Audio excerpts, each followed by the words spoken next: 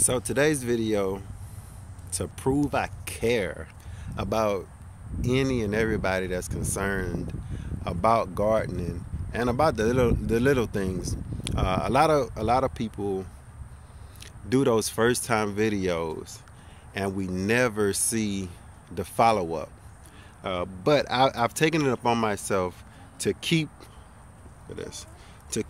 doing follow-ups, so that people, when I started this channel, I wanted people to grow with us, right? And I always say that we don't tell you how to do things, we just tell you how we're doing it. And that was the idea for this video today. So the Miracleberry plant, I want you to look closely at it.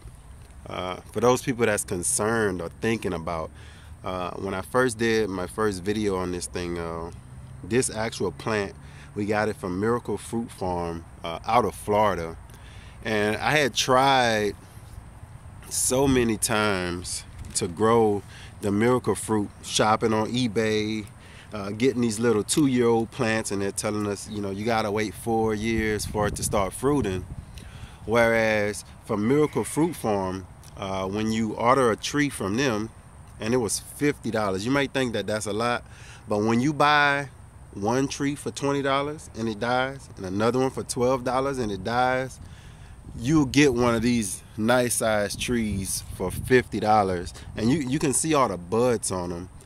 With proper care, this thing will fruit out like crazy at least twice a year, even with a better season. In Florida, if you're in Florida, you probably already know this thing is ridiculous in its fruiting.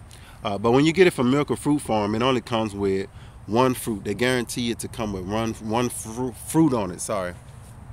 And it does. And so that way, as soon as you get the fruit, as soon as you buy the tree, then you can taste the effect of it, right? So you eat a fruit and everything tastes sweet for like an hour after. So like grapefruits and lemons they're amazing. I mean, amazing.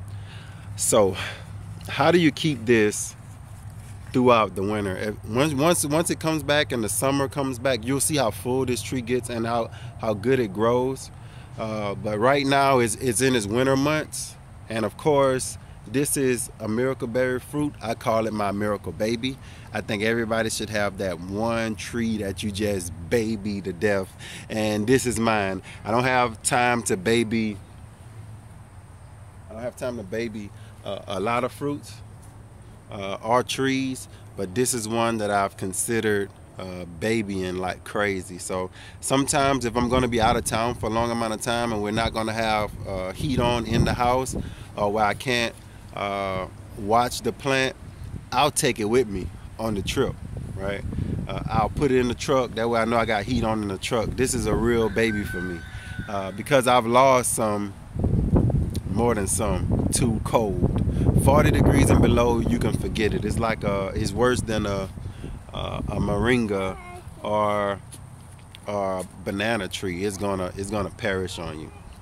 So this is how it's looking. Now, I don't want you to be deceived by looking at all these little things hanging off, right? The little fruitlets hanging off, because this here is the one that's actually probably gonna fruit.